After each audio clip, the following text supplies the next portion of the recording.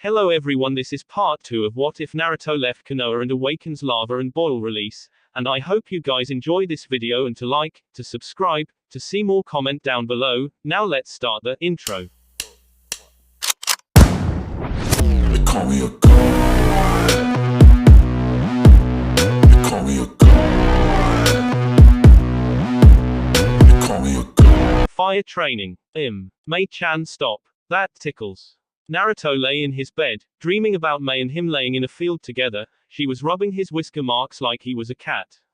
Mei stood wide-eyed at his door, here to pick up Naruto for his training today, but was now listening closely to his words. Mei-chan, my marks, sensitive. Mei decided that it wasn't too perverted, so she got to work waking him up, but it was easier said than done. She tried everything she could think of, poking him, throwing stuff at him, hell, she even considered kissing him just to get him up. In the end, she settled for a devious smirk for her new plan and began forming hand signs. Naruto was still blissfully unaware. Oh Naruto. Violent water wave. Mei shot a strong burst of water from her mouth and it impacted Naruto right in his face, causing him to wake up and start choking for air.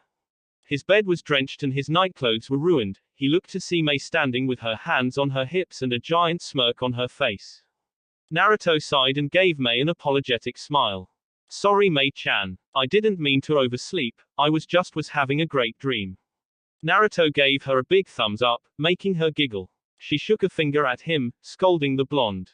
It's okay Naruto, you're up now, that's what matters. Get prepared in your new clothes and we'll head down to the training room together. Naruto nodded and went straight to his closet, grabbed his new clothes and was ready to change when he noticed Mei hadn't left. She appeared to be waiting for him to strip.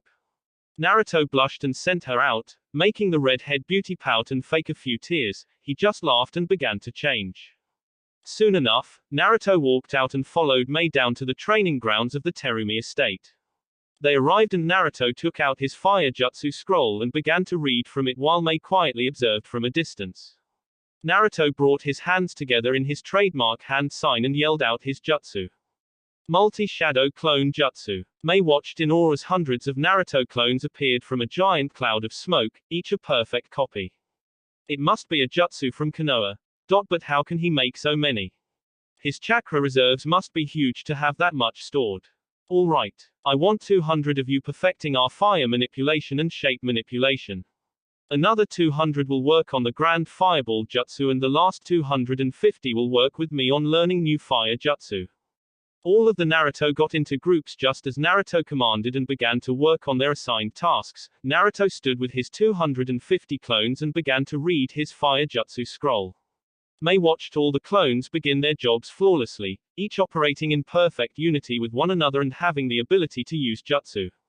This shadow clone jutsu was an interesting technique indeed. Mei shunshin to Naruto and tapped him on the shoulder. She gave him a cute look. Naruto-kun, what's the point of having all these clones do different exercises? Isn't it just a waste of chakra? Naruto looked at her as if she was crazy but remembered that the shadow clone jutsu was a Konoha hidden jutsu. She would have no knowledge of its abilities. Naruto smiled at the busty woman and scratched the back of his head in embarrassment. Oh, well, I learn everything one of my clones learn when they dispel, so I can get this training done quicker. Mei was amazed at the jutsu's practicality when used outside of combat as well. She contemplated forcing Naruto to teach her, but that would break their trust. No matter how much of a gain it would be for Kiri, Mei wouldn't do that to Naruto. She was content just watching him from a distance under a tree. He had begun to give out orders to his clones on some new fire jutsu and she smiled at how well he had settled for his new training. She felt an incoming chakra and turned to face a newly arrived Anbu who was kneeling before her. Yes. What is it? Mei asked, somewhat irritated that she was being interrupted. Mizuki-sama, your presence has been requested in the council hall. The Anbu stated before being dismissed with a wave. Mei grimaced, councillors were so annoying. Naruto. Mei waved to him to get his attention. He looked over to her. I have to go to a meeting, I'll be back soon. Don't overwork yourself, she announced before shunshining away, leaving a dumbfounded Naruto, wondering what the meeting was about. Oh well, I have to get this jutsu down. I want to impress Mei-chan with my skills. Naruto went back to the scroll and kept reading, his clones working hard to accomplish his tasks. The Mizukage has arrived. A masked Anbu announced to the seated counselors, most being civilians of prestigious families. They all stood in respect as the powerful woman entered and moved to her chair, taking a seat and removing her cage hat. You may be seated, she said, waiting for everyone to sit before asking her question. What was so urgent that you pulled me away from training our newest shinobi? It couldn't wait until the next meeting.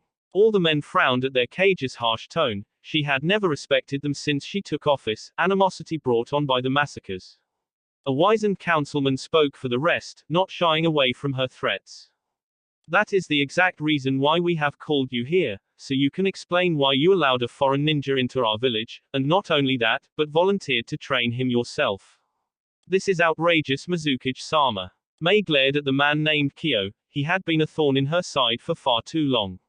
He had been against her ascension to Mizukage since the beginning, both for her gender and her bloodline, and it has brought her to have no respect for the man whatsoever. She kept calm as she laced her hands together and held them in front of her face, in quiet deliberation. She talked with a cold, emotionless voice that sent a chill up every one of the counselors' spines. I am the Mizukage, Kyo, and my word is law. The shinobi I inducted into our corps is a former ninja from Konoha, and he left on his own accord. I feel that he will be a valuable addition to our forces, and due to some of his unique abilities, I have taken the responsibility of being his teacher. The councilman seemed content with this answer, but Kyo wasn't done yet. You only say that because he is an Azu. The man couldn't finish his accusation before Mei was in front of him, her hand around her throat. Instead of threatening the man with a smile, she wore an unbridled scowl on her face from pure anger that this man would dare bring up that name. How dare you? Do not insinuate I play favorites with a clan that I was once a part of. That boy has no knowledge of my relation with him, and it will stay that way. If anyone can train him to harness our strong bloodline, it will be me. Now get out of my sight, I'm done here. The councilman quickly filed out. Kyo was last, holding his throat from the pain. Mei slowly walked around the table back to her seat. She laid a hand on her cage hat and ran her hand over it. Her thoughts were conflicted on the issue of her once again being associated with the Uzumaki clan, something she wished not to relive. I am no longer Mei Terumi Uzumaki. Just Mei Terumi. Our clan willingly left behind our past to begin anew in Kirigakure, but why does it feel like, when I'm around Naruto, that I wish to be pulled back to the Uzumaki clan, willingly even? It's as if all past transgressions are forgotten. Naruto is a new light in the darkness for the Uzumaki, but should I embrace it? Or try and keep the past in the shrouded darkness where I once felt it belonged? Terumi Estate, Training Grounds. I have to work harder, I have to finish this jutsu before Mei-chan comes back. Naruto huffed in frustration. He and his numerous clones had been focusing on a new fire jutsu for the past hour since Mei had left, and he still hadn't gotten it. Okay, the jutsu is called Combustion Ash Cloud, and I breathe out a flammable cloud of ash before igniting it by clicking my teeth. The problem I'm having is maintaining a steady flow of the flammable ash, because it requires great concentration to mold the air in my lungs into an ash. Okay, one more time. Each of Naruto's clones went through the hand signs and started to shoot out ash from their mouths. Combustion Ash Cloud Jutsu. Naruto formed a well-sized cloud of ash in front of him. It completely enveloped the wood training dummy on the field. He clicked his teeth together and the fuse ignited. The cloud exploded into a yellow and red flash, creating a small shock wave. Naruto watched his clones follow suit, silently hoping that Mei wouldn't be too mad at the state of her clan's training grounds. The fiery ash slowly dissipated and Naruto watched anxiously for the effect of his new jutsu, and had a large smile on his face upon seeing his handiwork. The entire front of the training dummy was blackened charcoal, slowly crumbling off from the rest of the object. Naruto looked to see similar results on other areas of the training field. Blackened remains of trees, grass, and soot-stained grass was the common view. Naruto suddenly heard the sound of clapping and looked in the direction to find none other than Mei. She was sitting in a tree and smiling brightly at him. He heard more clapping and looked into another patch of trees to find no less than a dozen Anbu, led by the swordsman Chojuro, and they all looked quite pleased with his performance, even with their masks on. Mei appeared behind him and hugged Naruto from behind, her breasts squished against his back, making him blush. She whispered into his ear, sending lightning jolts through his senses. That was amazing, Naruto-kun, I'm so proud of you. Naruto hesitantly got out of her grip and turned to face her. He scratched the back of his head from embarrassment and watched the Anbu walk up behind the Mizukage. Thank you but. How long were you all watching me? Mei smiled brightly and jabbed a finger into his chest. Since you yelled out in frustration that you had to finish the jutsu before I came back. The Anbu appeared at the same time. They escorted me here and stayed to watch the show. Naruto blushed again out of embarrassment. Why did she have to hear that? Naruto gave another appraising eye to the training field and turned back to a smiling Mei before bowing low, surprising both her and the other Kiri ninja. Please forgive me, Mei, I didn't mean to ruin your training fields for my jutsu. Mei understood why he was saddened but didn't understand why it mattered. It was a training field after all. She placed a comforting hand on his shoulder and spoke softly to the boy.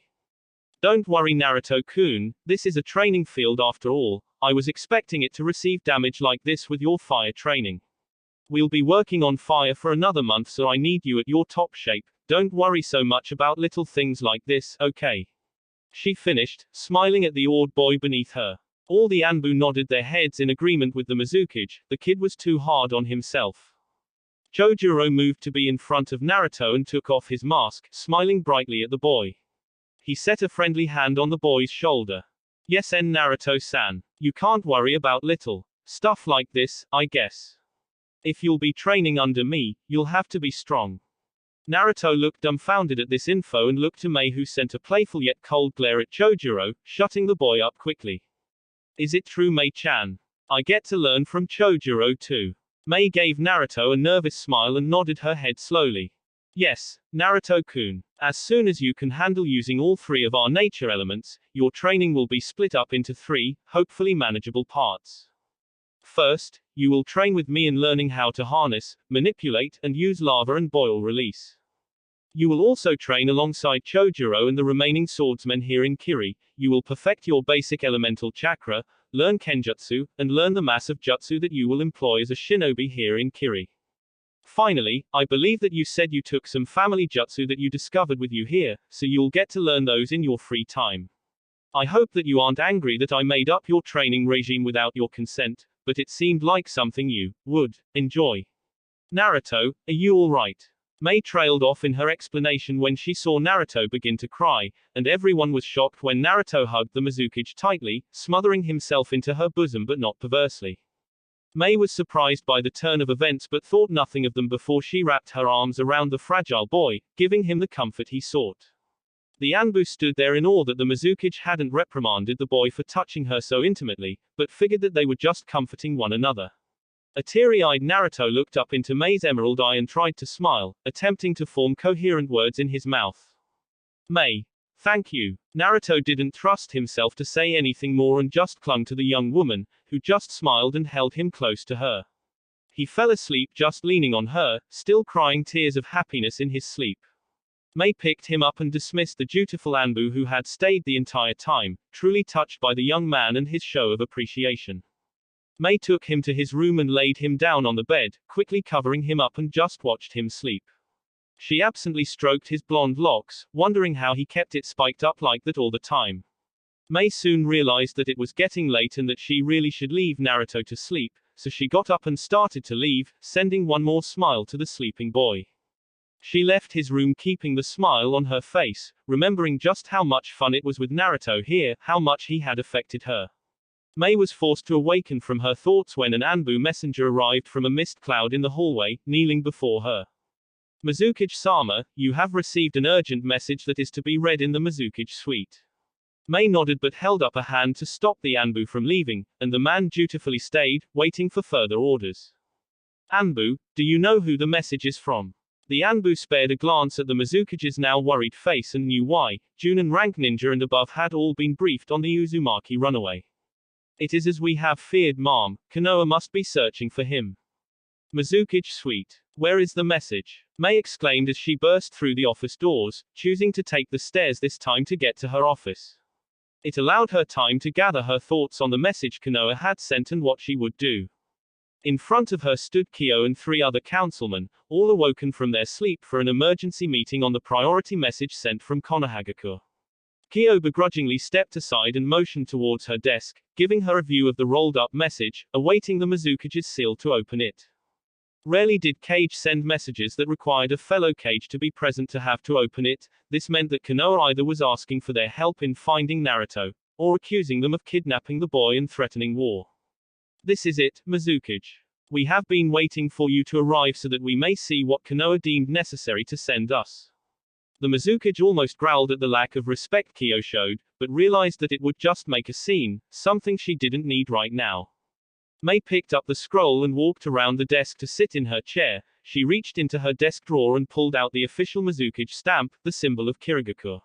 She pressed it onto the correct spot on the seal and it shined brightly before calming itself, allowing the Mizukage to open the scroll and read. She read the short message with practiced precision and quick decision-making skills suited for someone in her position of power, but inside she was shaking at the implications. To Mei Terumi, Godime Mizukage of Kirigakure. I, the Godime Hokage of Konohagakure, urgently request your village's aid in finding a ninja who has left my village under vague circumstances. His name is Naruto Uzumaki, and my information network has led me to believe him heading to the east of Fire Country, towards Kiri and the old Azugakure ruins. Inside, I have placed a complete dossier of the genin in question, and I hope that you can identify, detain, and return him as soon as possible to Fire Country borders. I am aware that we have no treaty with one another and that you are under no obligation to heed my request, but I beg of you. Think of this as a personal favor to myself if you must. This boy is very important to me, and I wish to have him come back to his home. He has stated that he does not wish to come back, but I believe he has not told me the real reason behind leaving and I am afraid he might do something rash on his own. Please, I urge you to keep an eye out for Naruto and allow him to come home, that is all I want. Sincerely, Tsunade Senju, Godime Hokage of Konohagakure. Mei set the scroll down and did her best to keep a calm demeanor on the outside, but she silently cursed when she noticed her hands were shaking. What could she do about this request from Tsunade? She sounded very close to Naruto and it was as if Tsunade herself was the one telling her the contents of the message, begging Mei while on her knees to return the blonde boy. The councilman dare not pick up the scroll and read, anxiously waiting for the Mizukage to say something. Well, Mizukage-sama, what is the word from Konoha? Are they under attack? Mei turned to the soft-spoken councilman and only shook her head negatively. It appears as though they wish us to keep an eye out for a little blonde genin, one that is still considered to be part of Konoha's ninja corps. However, Mei stood up from her chair and turned her back to the councillors, choosing to look out the large window and view the village. She focused on what should be her estate off in the distance, almost seeing Naruto sleeping soundly there. They're in Kiri, not in Konoha. However, I know of no such ninja from Konoha that goes by that name here. The only Naruto Uzumaki I know of is a promising Kiri genin that lives in the Terumi compound. Surely a Konoha ninja would have no place in my own house, correct? She glanced at the councilman, looking for an answer to her rhetorical question, and she received nods from each, even Kyo. She smiled, glad to see that the council agreed that Naruto could stay. She sat back down in her chair and pulled out an official Mizukage message scroll and wrote a reply back to Konoha, stating that they would keep an eye out for the genin. She handed it to her quickest messenger Nin and the shinobi left in a shunshin, leaving her to dismiss the council and head back home. On her walk back, she never once questioned her decision to keep Naruto there, for it was he who had asked to stay. Mei also wished him to stay, even though it had only been 2 weeks since his arrival. The blonde had garnered her attention like no other could and she wasn't sure of her opinion on that effect. All she knew was that when the Uzumaki would smile or say something to her, all she could do was smile back and feel warm inside, something that scared and excited her at the same time. Upon arrival at the Terumi estate, she peeked into Naruto's room and found him in the same spot she left him, a big smile on his face. She smiled at the sight of him, knowing that her decision was right, that he truly belonged here. She went to bed herself with a smile and a simple thought running through her mind that held her happy mood together for that night, and the many nights to follow. Welcome home Naruto Uzumaki, this is truly where you belong. 8 months later. Hey Mei-chan, do you think that we can have some ramen after my big test today? Naruto sat with Mei in the Terumi house kitchen. Both sat in high-top chairs eating some quick breakfast on the kitchen's island counter. The room was a dazzling mix of blue marble and pure paint for the wall color that made it look as though the entire room was submerged underwater. Mei looked to Naruto and was reminded once again of Naruto's addiction to ramen, something that was a rare thing found in Kiri. So rare was it that Naruto was forced to eat other foods as his main diet and having to ration his ramen stores for big occasions. Today was a big occasion. Mei was going to test Naruto on his fire, earth, and water affinities, and if he passed, she would allow him to move on to what she had dubbed advanced training. It would follow the training regime that she had told Naruto about almost 8 months ago, officially getting him on the track to becoming a great Kiri ninja. Yes, Naruto-kun, I think that I can manage to cook that. Naruto giggled at the thought of Mei cooking, since she wasn't very good at it. He had seen her burn everything from pork to white rice and even sushi. He sometimes wondered if she just used a fire jutsu on the food instead of cooking it with the oven. Mei faked a frown and glared at him when he started to laugh at her admittedly abysmal cooking skill. It wasn't her fault she never was taught how to cook. Luckily, Naruto had taken to cooking for the two of them in his stay at the Terumi house, and he always cooked her favorites, something she greatly appreciated after taking care of paperwork all day. She appraised Naruto with a practiced eye. The boy had grown some in the past few months. He had reached about to her shoulders in height, since when he had first arrived, he had only been able to reach her chest, something that was very comical to her. His muscles had grown substantially from the early conditioning training that she had Chojuro put him through, and he filled out his Kiri outfit very nicely. She blushed at the thought of thinking of her student and friend like that, but as a voluptuous woman like herself, she was very good at identifying good-looking men. Hey Mei-chan, are you okay? You look a little flushed. Naruto was waving a hand in front of her face to get her attention. She appeared to be thinking about something very intensely. Oh what? I'm fine, let's go start your training now, okay Naruto. Naruto just nodded and silently shook his head at the woman's antics. He would never understand girls. Terumi Training Grounds. Okay Naruto. First part of the test will be fire manipulation. Show me the first jutsu I ever taught you. Mei stood off to the side, behind the boy to avoid his jutsu and critiqued many things about him as he went through the hand motions and finally using the technique itself. She worked Naruto very hard to ensure he was not only quick on his feet but could accomplish jutsu and tactical thinking under fire, literally. Mei remembered teaching him on how to think quickly in a battle situation. She made him stand on a bed of lava. The first few times were just Mei watching Naruto dance on the hot lava. She was awoken from her reverie when Naruto yelled out the technique's name. Grand Fireball. Naruto shot the fireball straight into a nearby tree and resisted using one of his water jutsu to put it out, instead allowing Mei to quickly put it herself. He was taking the test very seriously, and he could very well be failed if he was to do anything out of sequence during the test time. He couldn't lose focus. Next jutsu, the first one you taught yourself. Naruto went through the hand seals and exhaled a large smog of ash from his mouth, filling a large area with the flammable substance. Naruto had perfected this jutsu before moving on to the next, making sure he could use it effectively, and the work paid off.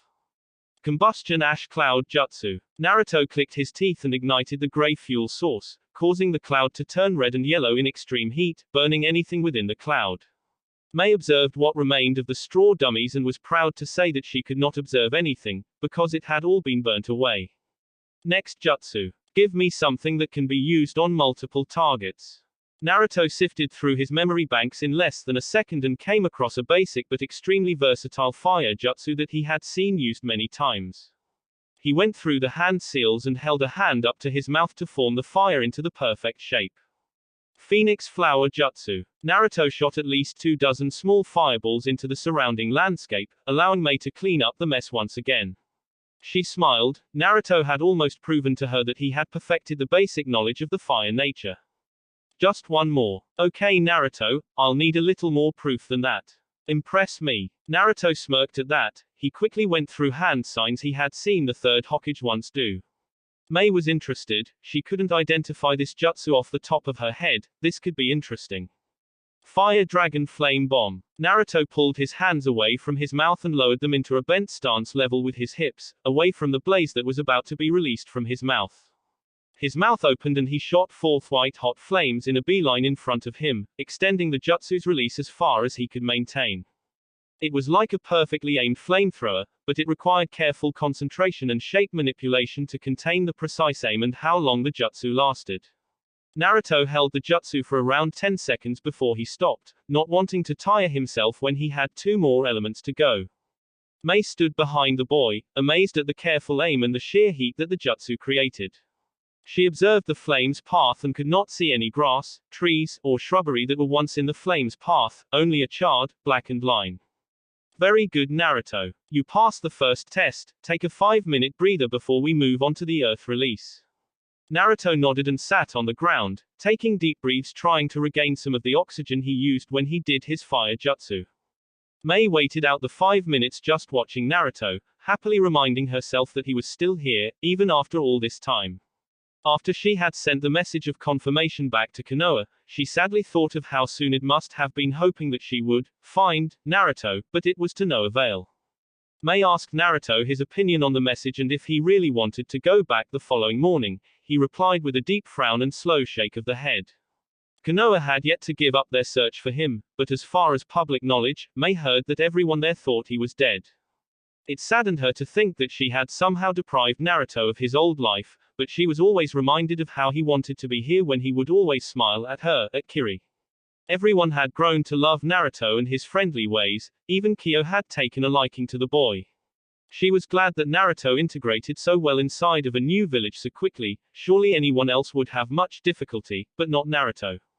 Okay, Naruto, time for Earth release techniques. Show me a defensive technique first, something Earth is well known for. Right. Naruto went through the motions and yelled out his jutsu's name. Earth style, mud wall jutsu. Naruto opened his mouth and mud spilled out in front of him in a small arc, but looks were deceiving as the wall grew as tall as the Terumi household thanks to the fairly large amount of chakra Naruto input into the jutsu. Mei nodded at his handiwork and Naruto quickly released the jutsu and watched the stone wall slowly crumble down. Next up, give me a basic offensive jutsu. She watched Naruto put his hands up into a single hand sign and focus a moderate amount of chakra into specific points in the ground nearby, all spots with practice dummies. Mei smirked. Here comes the best part. Earth release, rising stone spears. Suddenly, the ground cracked under the dummies and large stone spikes skewered each right through their chests, piercing what would be a person's heart. All of it was done simultaneously, and Mei did a quick head count. If this were a real battle, Naruto would have killed 5 enemy shinobi in less than 3 seconds. Impressive. Nice job. Time for the finale, give me a combo attack featuring 2 earth jutsu. Naruto had been caught off guard for only half a second before quickly placing his hands in the hand sign for his first jutsu choice. Earth style, Great Mud River. Starting from in front of Naruto's feet and going at least a dozen more feet in front of him, a small river of mud appeared from the ground, shooting forward with no intended target. Naruto went through 3 more hand signs and watched as the mud transformed to accommodate a large dragon head that popped up from the river. As it opened its mouth, Naruto announced his final jutsu collaboration move. Earth release, Earth Dragon Bullet. From its mouth, the dragon shot 3 mud balls at 3 training dummies, enough to completely drown the targets or to use a follow-up technique to finish off the opponent. Mei smiled at the display and mentally checked Earth release as a pass on Naruto's test. 2 down, 1 to go. Another 5 minutes and then we can finish this boring test. Naruto just looked at the woman and gave a weary smile, wiping off some mud that had gathered at the edge of his mouth from the mud wall. Alright, Naruto, let's start. Give me a water clone.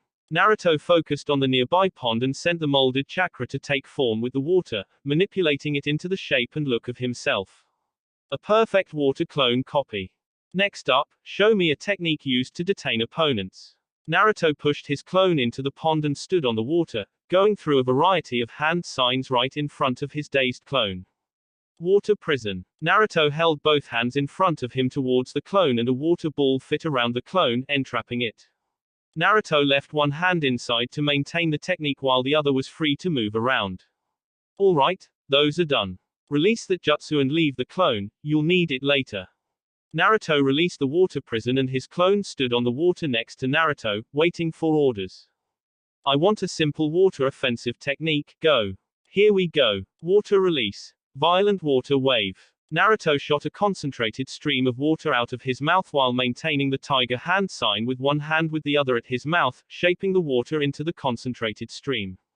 He shot it straight at a tree, almost uprooting it from the sheer pressure, but he released it too soon and the excess water fell to the ground. Good enough, now show me an offensive attack with shape manipulation. Naruto thought of a reasonable attack and smirked, quickly going through hand signs while facing his nearby clone. Haku used this on Sasuke, at least that's what the team told me. 1,000 flying water needles of death. Naruto quickly pushed away from the doomed clone as hundreds of water droplets filled the air and were quickly shaped into needles, the only blind spot being above the clone. The needles went straight for the kill, piercing the clone in dozens of spots, completely annihilating it. Mei began to clap and signaled the end of the test. Alright Naruto-kun, you passed all 3 tests. You're moving on up to the advanced training now. Naruto looked at her and lazily pumped a fist into the air in mock excitement. Woof-ee, Naruto said with a breathless voice before collapsing onto the ground into a dreamless sleep. Mei was upon him immediately checking for injuries of any kind. She cursed herself for not moving to catch him, but it had been too late for her to do anything, so she shunshed into his room and once again laid him to rest on his bed. She flared her chakra and Chojuro appeared without his mask on. He observed his surroundings and walked up to the Mizukage. She stood at Naruto's bedside, absently stroking his cheek with a slight frown adorning her perfect face. Yes, Mizukage-sama. Mei just now seemed to notice the teenager and gave a worried smile to the other blonde, trying to play off her concerns for Naruto. I just called you here to let you know that we will be moving to phase 2 of his training. He passed the basics of elemental jutsu and manipulation, we will begin to really teach him now. Chojuro just nodded and looked at the boy, as if trying to read his strength with just a look. I understand the training Mizukage-sama. But, Chojuro scratched his head, nervous about questioning the Mizukage's will. She only smiled and set a hand on his shoulder, silently nodding for him to continue. He gulped and finished allaying his concerns. But why are we pushing him so hard and so quickly? It can't be because of Konoha, so what do we have to prepare him for that could be so dangerous? Mei looked out the window and away from Chojuro, silently remembering a memory from a few months ago. Naruto revealed a secret of his to me not too long ago, and since then, I have realized how important it is for him to get stronger in the quickest amount of time. That is why I need your expertise, Chojuro, and every other Kiri ninja to help me train Naruto. The Mizukage cryptically explained the threat to Naruto's life because of the thing he contained, the 9 tails. Naruto had revealed his Jinchuriki status to Mei upon feeling as though he could truly trust her, and in the end, Mei was not all too surprised. His stamina was godlike, his chakra reserves were off the charts, and his irregular birthmarks fit descriptions of past changes in other cases of Jinchuriki appearance change, but it felt good to hear him say it to her personally. He then told her of the threat Akatsuki posed, an organization she had only bits and pieces of knowledge about.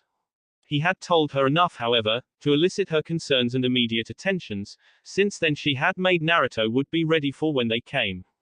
I understand Mizukage-sama, by the end of the next year, he should be ready for anything that can be thrown at him. I swear on my honor as a swordsman of the mist I will not fail in my training with Naruto. Mei smiled at Chojuro and his willingness to see to Naruto's training personally. The two had become good friends since he had arrived and she was glad to have him aboard. The busty cage took one more longing look at Naruto and then kissed him on the cheek, a rare gesture that sent her senses haywire, always asking for more. She walked away, followed dutifully by Chojuro, and finished her thoughts on the matter of Naruto's training. I know he will be ready, he is an Uzumaki after all. As if Naruto could hear her, his smile widened a bit and his cheeks flushed with color at the compliment. Lava and Boil release training, 1 week later. Alright Naruto, are you ready to learn Lava and Boil release? Mei asked the blonde. They stood in the Terumi training grounds, prepared to start Naruto's advanced training. Yes, Mei-sensei. Mei smiled at his enthusiasm, he had been jumping up and down all morning. Before we begin, you must understand how to manipulate 2 elements to create a new chakra nature. Only then will you be able to use your Kekkei Genkai to effectively mix the molding chakra together. Now then, I want you to gather a sizable amount of mud in your mouth while trying to conjure a fireball from your lungs. Naruto was confused. How was he supposed to do that? Naruto started to mix his saliva with earth-natured chakra, slowly forming it into a muddy substance, At the same time, he attempted to focus the air in his esophagus into a heated blaze, ready to shoot out of his mouth. He found it incredibly difficult. It was like trying to walk left and right at the same time. You can't do it, can you? Mei asked rhetorically. She enjoyed seeing Naruto try to do the impossible, it suited him. Naruto spit out some mud and shook his head, ashamed he couldn't follow through with her order. Mei set a comforting hand on his shoulder, making him look at his sensei. The point was to show that you can't do it, Naruto, you silly little man. I wanted to show you why your Kekkei Genkai is so unique, and why it made the Uzumaki so powerful. Normal shinobi would have to mix their chakra like what you just tried, making it impossible for them to conjure a lava ball like I tried to make you do. Naruto was interested in this, so that was why other shinobi had not mastered the advanced elements, they couldn't do them at all. So, how does my Kekkei Genkai allow me to do what others can't? Mei was glad he asked. Learning how to do a technique was one thing, learning how it is done and its mechanics are integral to the training process. The Kekkei Genkai we share allows our bodies to naturally mold fire and earth at the same time, thanks to ancestors who have long since passed. For example, a normal shinobi, to accomplish a lava jutsu, would have to combine two nature chakra types while trying to mold them together like he would attempt a normal jutsu, impossible. We, on the other hand, mold our chakra using hand signs for the lava jutsu, and our body automatically combines the earth and fire chakra for us. Naruto stared at her wide-eyed. The advantages of Kekkei Genkai were amazing. Naruto almost felt as though he was cheating. That's amazing, Mei-sensei. With that kind of advantage, we could take on almost any enemy shinobi with our wide variety of jutsu. Mei laughed at his summary, and while it was somewhat true, she didn't want Naruto to go down the overconfident path many bloodline users did. She scolded him with playfulness evident in her tone, but the message was very serious. Now Naruto, you have to make sure that you always take an opponent seriously. Just because you have something others don't, doesn't mean you will always win. Understand? Naruto saluted and nodded, understanding her lesson. I won't become like Sasuke. I am better than that. Right, Mei-chan? So, how exactly do I make a lava jutsu? Mei wanted to slap herself. She talked about it enough. Now Naruto needs to actually learn it. Oh, sorry Naruto-kun. Let's start with something basic, like lava release, lava bullet. It is a simple jutsu that I use very often, so often in fact that I don't use hand signs anymore. For you Naruto, you should only need the dog hand sign to do so. Check your scroll for more. Naruto read through his scroll. The list had dozens of lava jutsu, making Naruto giddy to learn all of them. He found the one in question and found a small diagram with hand seals and a description of the technique. The user would morph his lava chakra into bullets inside of his mouth, similar in technique to mud or water bullets. The user would then shoot the blobs in rapid succession, almost like a fire release, phoenix flower. Alright Mei-sensei, I'm ready. Mei held up her hand for him to stop, confusing the blonde. Just to warn you, although our bloodlines do make us impervious to the dangers of the boil and lava release, you should be careful to watch your allies. They do not share the natural defenses our bodies have, and you could very well kill someone on accident. Shoot for that tree right there, to show me your accuracy. Mei pointed out a random tree, a bit far away from the rest. Naruto faced the tree and formed the dog hand sign slowly, to make sure he got it right. Naruto opened his mouth and shot out the first lava glob that formed, a mass of dark red and glowing yellow-orange magma.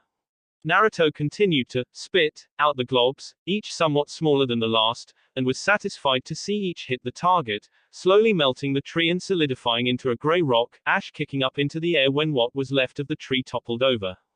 Nice job, Naruto-kun. Naruto wiped a bit of lava spittle from his lip, surprised he was able to touch it without burning. Just like Earth Jutsu, looks like lava is gonna be messy. Yeah, it tends to get a little messy when you use lava jutsu Naruto, but it's worth it. Mei had noticed him wipe off the lava drool as she had nicknamed it. Alright. Any other type of lava release for today Mei-sensei? I'll definitely have to practice these advanced natures though, it takes a lot out of me to just do a simple jutsu like the lava bullet. Mei understood, eventually Naruto's body and chakra would adapt to the new element and it wouldn't tire him as much. Let's see. How about we try another simple one? Work our way up until we get you to some of the most powerful jutsu the Uzumaki were known for. Naruto's eyes widened and he started jumping for joy. He would get to learn his clan's hidden jutsu. You should try this one, Naruto. It only requires the tiger and dog hand signs. It's called Lava Release, Bed of Lava. It's similar to the Mud River Jutsu except that it covers the battlefield in a bed of lava while shaking the ground, making it dangerous to your enemies unless they can stay on their feet. Naruto nodded and looked over the jutsu a few times before getting up and trying it. Lava Release, Bed of Lava. Naruto stomped his foot on the ground and everything began to shake before lava started to seep out of invisible holes in the ground, covering the soil. Mei had already sent chakra to her feet as did Naruto. Lava was difficult to stand on until it cooled and solidified. Nice job, Naruto. Naruto began to wobble on his feet, tipping forward and backward before he began to fall face first towards the ground. Mei leapt forward and caught the tired boy. He expended more energy than she originally believed he would. Come on, Naruto, let's take a little break. I'll tell you about boil release while we get your strength back up. Mei led him over to a tree to get away from the sun's rays. Today was one of the rare, clear sky days, no mist to be found. Mei grabbed one of Naruto's already prepared ramen cups and handed it to him, but he could barely lift his arms. I'm sorry, Mei Senator. Say. I feel really weak, damn it. Naruto felt so embarrassed not being able to lift his own damn arm, but Mei just smiled. She made it so his back was against the tree and she knelt beside him, ramen and chopsticks in hand. Don't worry, Naruto-kun. I'll feed you. Naruto was shocked. Mei was going to feed him. She used the chopsticks to grab a sizable amount of the noodles and held it in front of Naruto. Say, Naruto. Mei thought he looked so cute, blushing from embarrassment. She had to admit though, even she felt a bit warm doing this, it felt so nice. Naruto opened his mouth and Mei guided the noodles in, allowing him to chew before she got more. As Naruto ate, he felt deja vu all over again, bringing himself back to the day of survival training, the test to see if he could truly be a genin. Sakura-chan. She didn't seem too enthusiastic when she fed me back then, like it was a chore. Mei seems to not mind at all though. Even though I feel weak right now and I should feel embarrassed, Mei's smile always gives me the feeling that it doesn't matter to her what I am, she would like me anyway. All done. You sure are a pig, Naruto. Naruto hadn't even noticed that he was done eating and closed his mouth, feeling full. Now then, boil release is, how can I put this, complicated. Naruto, can you tell me what usually happens when fire and water jutsu combine? Naruto went through an imaginary battle in his head and watched a fireball hit a water wall. Steam and water vapor were created and the water wall made the fireball dissipate.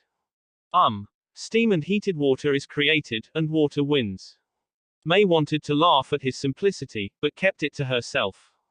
That's about right, it's very difficult to use two polar opposites together as a nature element, wouldn't you think, Naruto? Naruto just nodded his head. He would have thought it impossible had it not been for his bloodline. Well, in a way, it is impossible.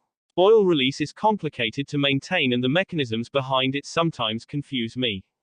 The go-to jutsu that I most often use is called boil release, skilled mist, and it creates a mist that is extremely acidic to our enemies. The thing is, there really isn't much else that you can manipulate with such a delicate element, so I generally don't really think of any other jutsu that can be used. I encourage you to try and make up your own though, Naruto, it would be a glorious sight. Mei finished her explanation and again smiled at Naruto's level of interest in her teachings. He looked like he hung off of every word she said.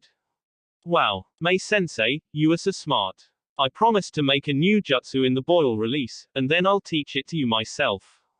Naruto gave her a weak thumbs up and Mei giggled, happy that Naruto hadn't lost his cheerful personality.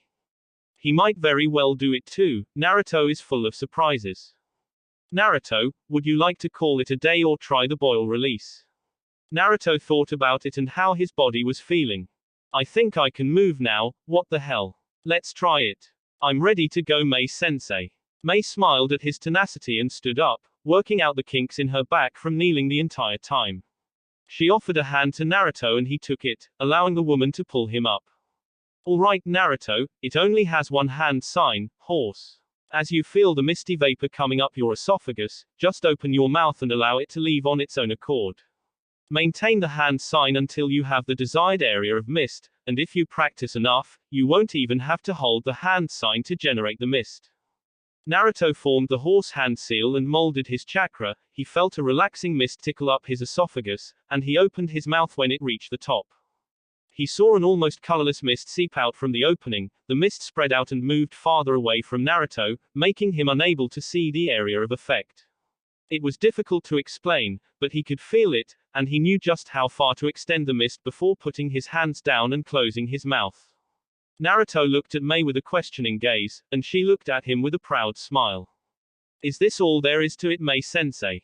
Mei nodded and pointed to the area that the mist enclosed. Yes, Naruto, if there was a person in there, the skin would be burning and peeling off right now. It's quite an agonizingly painful jutsu. Naruto scratched his chin and observed the jutsu, wondering how it dispersed if it could maintain itself without a hand sign. So, Mei-sensei, if you can't cancel the jutsu by dropping a hand sign, then what do you do? Mei looked at him with a smile, reminding her of when she first learned to harness the jutsu. I asked the same exact thing. Well, Naruto, do you have this strange feeling of awareness about the cloud of mist, as if you can feel it? Naruto nodded and Mei smiled, a quick learner. You have to use that feeling and, well, the acidity of the mist to go back to a normal level. In turn, you can also increase the acidity of the mist. Beginners often use the horse hand seal to help them control it, makes it easier to sense the chakra. Naruto formed the horse hand sign and focused on his awareness of the cloud of mist, willing it and the chakra, maintaining it to be weaker and weaker, until he could no longer feel the tingly sensation. Mei held up a ram hand sign and sensed for the chakra mist, to see if Naruto dispersed it correctly, and she smiled upon seeing he did so. So how did I do for today, Mei-sensei? Naruto asked as they began to walk back to the estate, happy with his early progress. I didn't mess up on a single jutsu, I rock. If you keep up this pace of learning, I might just run out of things to teach you before this year is over with. She complimented, setting a hand on his shoulder. Naruto was overjoyed by the praise. He couldn't wait until tomorrow when he started his swordsman training. The two entered the Terumi estate and went straight upstairs, intent on taking a nap from the tiring day so far. Naruto stood at his door, watching Mei enter her own room and close the door behind her. He was lost deep in thought. I wish that Mei and me could do more things together. I always feel better when I'm around her, but sometimes I'm scared of the feeling. What does it mean? It means you're falling in love, idiot. Naruto's face faltered after hearing the deep voice in his head. What the? Who the hell are you? I am the Kyuubi, dummy. Can't you remember all the times you visited me in my cage? Naruto face palmed. How could he forget? With all the things going on, he had been zoning out the Kyuubi. Oh, sorry, I didn't know we could talk to each other like this. It doesn't matter, you and I have much to discuss about this training you are doing. What would that be? While the training will make you strong enough to handle the life of a shinobi, it is not enough for you to survive the life of a jinchuriki. You and I will have to work on training you to utilize my chakra more effectively, otherwise, we'll both die. Naruto hesitantly agreed with his logic. I suppose, but when will we train? I have a pretty full training schedule if you haven't noticed. The Kyuubi had to calm himself. Humans could be very annoying when they wanted to be. Of course I know that, you idiot. Eventually, you'll get to a point in training where you will have mastered what you are to learn, then you can focus on my training. Oh, so you're hoping that I get done with my training earlier than expected? Yes. But I figure you should be able to do it. You may be dumb, but for being a shinobi, you're alright. Naruto's face faltered again. Thanks Kyuubi, I can already tell your pep talks are going to be the best. Thanks. Learning your language has been a bitch, least I can do is cheer you up. Naruto climbed into bed and turned off the light, enveloping himself in darkness. He closed his eyes and went over his conversation with Kyuubi, replaying the first part. Wait a minute. What the hell? What do you mean love? The fox was already pleasantly sleeping and all Naruto could do was dwell on the thought. In love with Mei. She is very attractive, but she's older than me and she probably doesn't like me like that. Besides, Mom said to find an Uzumaki girl, otherwise I can't pass our bloodline on, or at least, it would be diluted if I didn't find another per blood. Oh well, guess I'll figure it out. Mei's bed chambers. Was Naruto looking at me when I walked in? Must have been checking out my ass, little perv. Mei changed into her nightgown and moved to her mirror, examining herself. She moved her hands up and down her chest, always hitting her breasts. She grabbed them and tried to guess their size, very large at least, something that seemed very attractive to most men. Why is it that I feel like I don't mind Naruto looking at me like a man would? I couldn't like him like that, I shouldn't. I'm much too old for someone his age. But, he has grown and is still growing, and he can be very sweet and mature when the situation calls for it, and he is very funny and strong. Just my kinda guy, like mother always said, I should go find a nice little Uzumaki boy, at least before we split from the clan. But now Naruto has been put in front of me. Mine for the taking. What should I do? Well, that choice is pretty obvious. At this point, Mei was sitting on her bed, looking out her window in deep thought. Taking a deep breath, the redhead got up and marched to her door, completely ignoring the fact that she was practically naked. She slammed her door open and kicked down Naruto's bedroom door, startling the boy into consciousness. He gripped the blanket close to his face in fear of whatever could be lurking in the dark.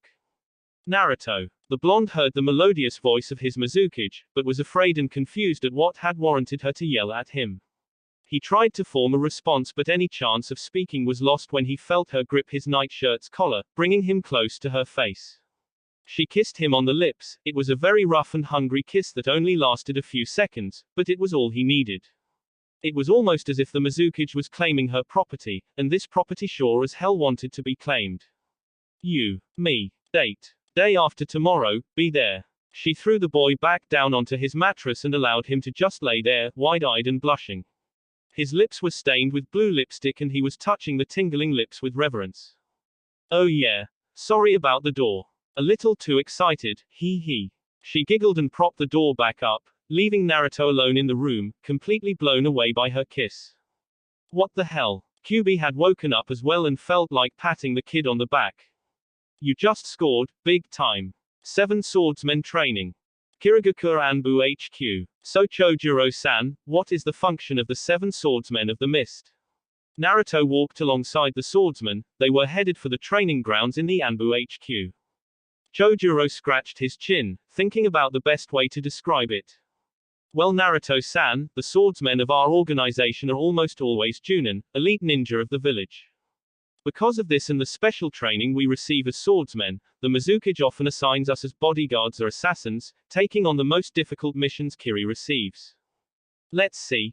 In a way, you could compare us to the Sannin in terms of rank. It's an unofficial honor that doesn't have much say in politics other than respect, and even then, we don't have much of that since Zabuza Senpai and Kisame Senpai left the village.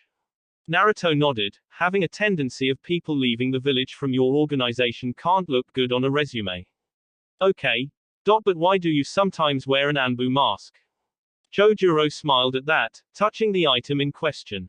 Well, when not on dangerous missions, due to our elite status, we are often inducted by Anbu or Hunter Ninja Corp to serve with them while we are in the village, keeps our skills sharp.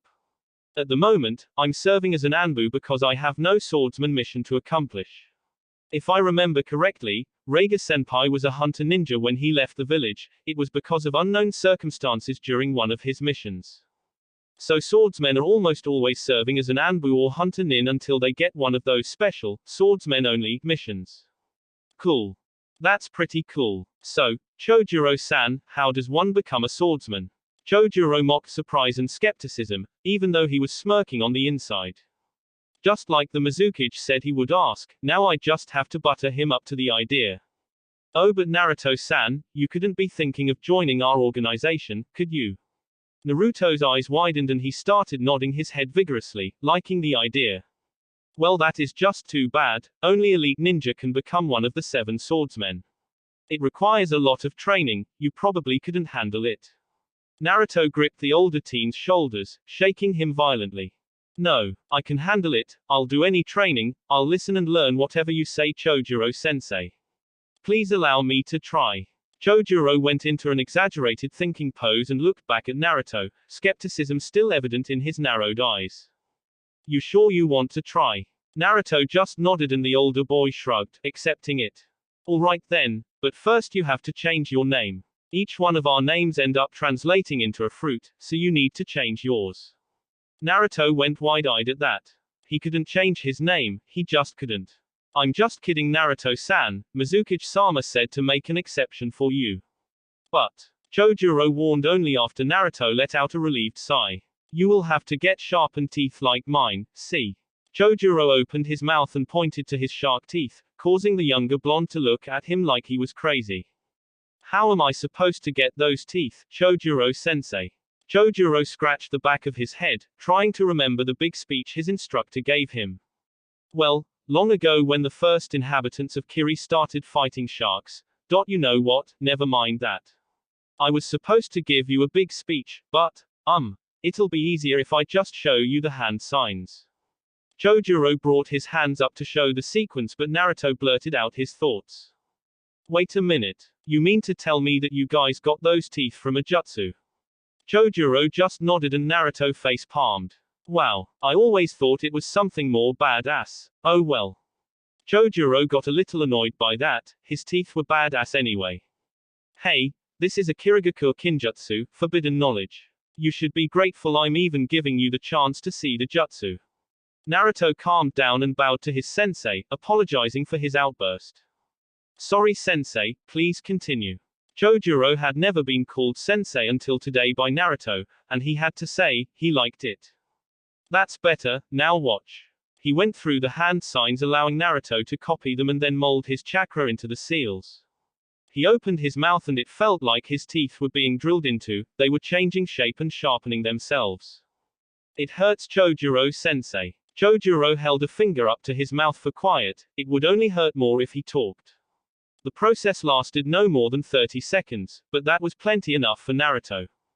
There you go, Naruto-san, now let me see them. Naruto opened his mouth and the teen looked inside and nodded his head, pleased with the result. Alright, the jutsu was a success. Your first step in becoming a swordsman is done. Now we just need to get you a sword and you're done for the day. Naruto held his sore mouth and pouted, following the older ninja. Why does this feel like a trip to the dentist? My mouth feels like a nuclear bomb went off inside and then I get a piece of candy, or in this case a really big sword. Naruto-san, I know you have probably noticed how blades such as the Samehada and my own, Hiramekare have special abilities built into the design, but due to the sheer difficulty in making them, these types of swords were discontinued.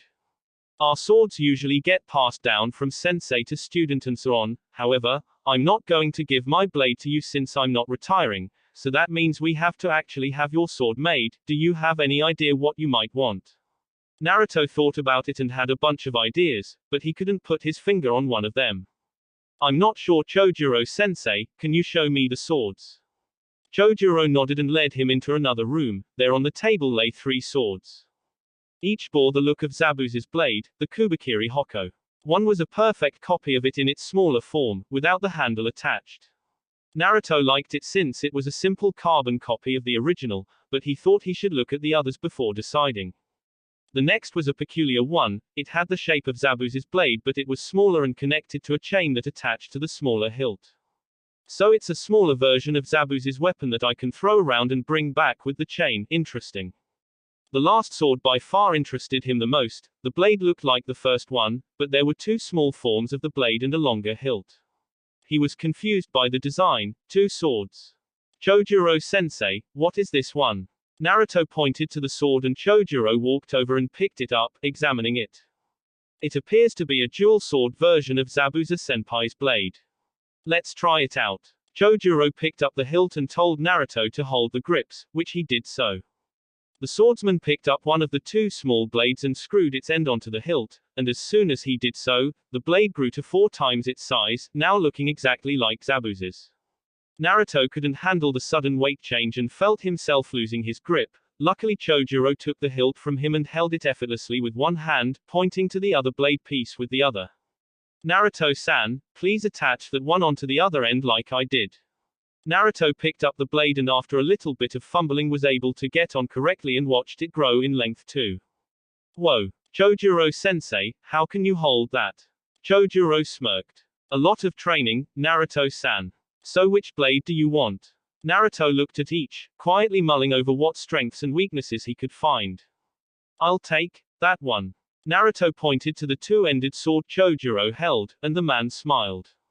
Many have dual-wielded two swords like Reiga-senpai, but none have used a dual-ended sword like this Naruto-san. Your training will be very interesting. Naruto nodded, tried to pick up the sword, but the best he could do was drag it along the floor. Naruto, just leave it here. It won't be going anywhere, and no one but the swordsmen and maybe the Mizukage are powerful enough to lift it. Naruto looked over his shoulder and nodded, leaning the sword against the wall. Well, if that's all, Chojuro-sensei, I need to head back to the Terumi estate. I have to psyche myself for tomorrow. Chojuro was confused. What did he mean? Do you mean you're training with Mizukage-sama? Naruto shook his head. The training is easy compared to this. I have to get ready for a date with the Mizukage. Chojuro fainted. Literally at the thought of the Mizukage dating Naruto. He shrugged and left the large building, heading straight for home. Terumi estate. I'm home, Naruto exclaimed, already doubting Mei was back yet from work. The two stoic Anbu guards stood at the lobby door, looking at him. Naruto ignored their blank stares and went up to his room, where he sat on his bed thinking about what the date would be like tomorrow. She will probably get all dressed up. I wonder what Mei would look like in a dress. Wait, I don't have any fancy clothes, I better go get some. Naruto burst out of the house and went straight for the store that sold him his Kiri outfit, hoping that the shopkeeper could find him some fancy clothes. Ah, these will be perfect for tomorrow. Naruto walked back into the Terumi estate with a bag of clothes, courtesy of his new favorite shopkeeper. What will be perfect, Naruto-kun? Naruto looked up to see Mei peeking into his shopping bag. She had recently gotten home from her duties as Mizukage and had heard his outburst. Naruto tore the bag away from her and ran up the stairs, startling the cage. Nothing. Naruto put the bag of clothes away and walked downstairs to prepare dinner. He decided to try out some sushi, keep it simple for tonight. Here you go, Mei-chan. Some nice sushi for the hard-working Mizukage, something you definitely deserve. Mei sat at the table and smiled at Naruto when he brought the food, leaning over and kissing his cheek. Thank you, Naruto-kun. So how was your training today with Chojuro? Naruto downed a piece of fish and looked at the woman. She seemed genuinely curious. It went all right. All we did was pick out a sword for me and got me these cool new teeth. See Mei-chan. Naruto flashed his new shark teeth at his sensei, making her giggle. Mei blushed a bit at seeing the teeth in Naruto's mouth. They looked very good on the blonde. She had always found the quality of the swordsmen attractive for some reason, just the thought of a man doing things to her with those teeth. He would have to be so gentle with teeth like those, but being bitten might not be all that bad either. MMM. Hey Mei-chan, you're blushing again. Do you feel sick? Mei woke to see Naruto leaning over the table, concerned for the reddened woman. Oh yes, I'm fine Naruto. Those teeth look wonderful by the way, I enjoy them very much. Naruto nodded, glad that she approved. Oh, what does your sword look like Naruto? I always found those large swords to look so uncomfortable. Did you find something that suited you? Yes actually, although if I had to guess, it's probably double the weight of most the other swords. It's a dual-ended blade. It looks similar to Zabuza Momoki's blade, only there are two blades attached to one another with a hilt in the middle. I almost dropped it with how heavy it was, but Chojuro-sensei told me that my training would let me grow more muscles to be able to wield it properly. Mei gasped at that. Naruto with more muscles, she could practically feel the drool pull up in her mouth. Good thing I already claimed a date with him, no other girl will get her hands on him. I just have to make tomorrow night perfect. Next day, family jutsu training. Alright, let's take a look at what dear old dad left for me.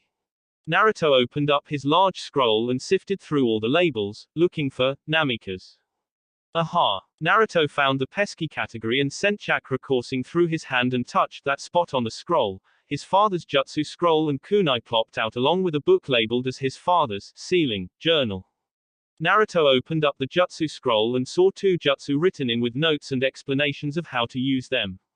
Naruto was very intrigued by the Hiraishin but couldn't deny the practicality of the Rasengan, both very good jutsu he had to learn. He reread the information a couple times before picking up a kunai and his father's journal and walking outside to the training grounds. Upon arriving, Naruto placed the kunai in his hip pouch, forming his trademark hand sign. Multi-shadow clone. 1000 Naruto appeared in front of him, taking up most of the training yard. Alright, Divide into 2 groups of 500.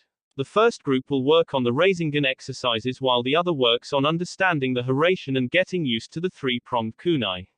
Naruto smirked as his clones quickly got to work. If he did this every day, the jutsu would be easily learned within the next few weeks. Naruto walked over to a shady tree and sat underneath it, deciding to spend the time reading his father's journal. Upon opening the book, he read his father's personal writings and descriptions on the art of sealing, and while interesting, Naruto knew that he needed more tangible things to learn than notes. Naruto sifted through the book, finding many pictures and descriptions of seals. Both seals his father had made or just encountered, all had unique properties about them that constantly grabbed Naruto's attention. Naruto continued to look through the book, trying to find something that would give him an edge. He had already marked the Hiraishin seal away for later purposes but wanted something to work on himself. Just when he thought he couldn't find anything else, Naruto discovered a seal that gave him a very interesting idea. The seal itself was called the blocking technique absorption seal, a seal that not only could disperse chakra from an attack but add that chakra to the user's own reserves. Naruto thought about how he could use that and started to think about how to incorporate it into his own design and style. My outfit should have something denoting my Uzumaki clan. Azu. The Uzumaki swirl. Perfect. Naruto began to draw up plans on his new idea, intent on getting it done before the year's worth of training was done. Later that night, date time. Naruto fumbled with his button-up shirt. It was black with thin red stripes going up and down. No matter how much he messed with it, his collar just would not stay the way he wanted it to, and did anyone else feel how hot it was in the bathroom? He checked his pants to make sure everything was at least all right with them and was pleased to see his fancy pair of fancy black pants were just fine. He worked out the creases one more time and stepped out of the bathroom. He slipped on his shoes. Yes, they actually sold closed-toed shoes in Kiri, something he had never really seen before. Naruto-kun, are you ready yet? Mei yelled from the lobby, waiting anxiously for her little swordsman to arrive. She herself chose a simple, dark blue dress that had open slits on either side, allowing her to show off her creamy legs when she walked. Her lipstick was applied and her nails were finely coated in her favorite color of midnight blue, newly applied all for tonight. Her shoes were just fancier versions of ninja sandals, fitted more for comfort and style than durability, Hinata's sandals during part 2. Mei was also very nervous. This was to be her first date in a long time, and she didn't want to mess anything up, especially with Naruto. She had asked a few intimate questions of his life in Konoha, namely if he had ever had a girlfriend. He had answered her with a sad shake of the head and outright proclaimed that he figured that no girl would ever like him either because of his personality or for what he carried inside of him, but Mei planned to prove him wrong tonight. I hope he enjoys the restaurant I picked out. Oh, will he like my dress or should I go get another one? God, when did I ever get this stressed out over something? I'm the Mizukage, damn it. I'm ready, sorry about making you wait, Mei-chan. Naruto whispered into her ear, startling her and making her jump away from him. When she saw his outfit, she blushed a bit and smiled at how cute he looked with his fancy dress shirt. Ah, Naruto-kun got himself a collar, let me fix it for you. Mei moved to him and with practiced grace and precision only a woman could have, easily fixed his collar and smoothed out the wrinkles in his shirt, sneaking a feel at his developing muscle. She sighed in a very fangirlish way, confusing the already embarrassed Naruto even further.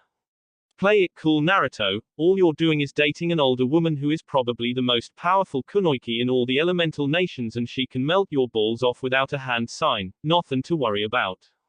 Ready, Mei? Naruto asked with genuine sincerity, dropping the cute suffix that had been her nickname since he had arrived. Mei looked at him and nodded. She grabbed his outstretched arm and looped her own through it, glad to see Naruto was almost perfectly at her own height and he was being so formal with her. He leaned in close to her ear and whispered a sweet compliment that she had been anxiously waiting for all night, making her feel warm inside. Mei, that dress looks absolutely marvelous on you. Blue is truly your color, majestic and deadly. Kyubi wanted to laugh at the boy, human ways were very strange indeed. Thank you, Naruto. I must say, your outfit suits you wonderfully, you look like the perfect gentleman. The two shinobi walked down the streets of Kiri, completely ignoring the sights and just focusing on each other. On their way to Mei's restaurant of choice, they made small talk and started to converse with each other much more fluidly and relaxed than they had before. It was as if just the very idea of being in a relationship with each other opened, or maybe knocked down the final barrier keeping the true personalities from each other, and they came to find they blended very well with one another. Upon entering the restaurant, the two were immediately seated due to the Mizukages standing. They picked a booth along the wall, so they could look out the window and observe Kirigaku's national holiday celebration. Today marked the day of Yagura's reign ending, the end to the bloody mist, and the work to begin the end of the massacres as well. Wow, you actually found a place that serves ramen. Mei, you are my hero. Mei giggled at Naruto's outburst after reading the menu. She had indeed found the restaurant, it was really the main reason why she picked it.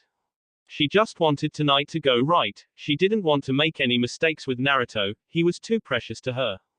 Yes I did, I hoped you might enjoy it. I think I'm going to have an old Azugaku dish, a cooked fish with rice and vegetables. The fish is a rare type that is only found in the waters surrounding Azu country.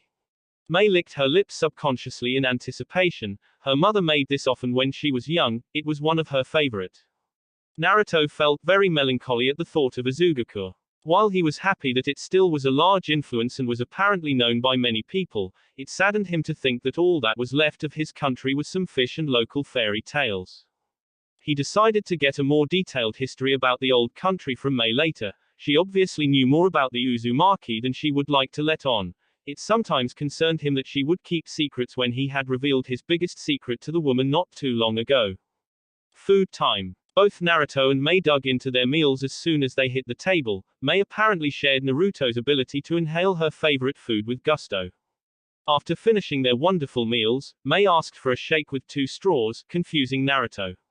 The waiter dutifully brought the chocolate drink back out and laid onto the table, both occupants now feeling very nervous about the ordeal. Naruto. I'm sorry I shouldn't have. Mei stopped talking when she felt Naruto's hand move over her own, rubbing her soft and delicate knuckles and palm with his calloused thumb. No. You don't have to apologize, Mei. This is perfect.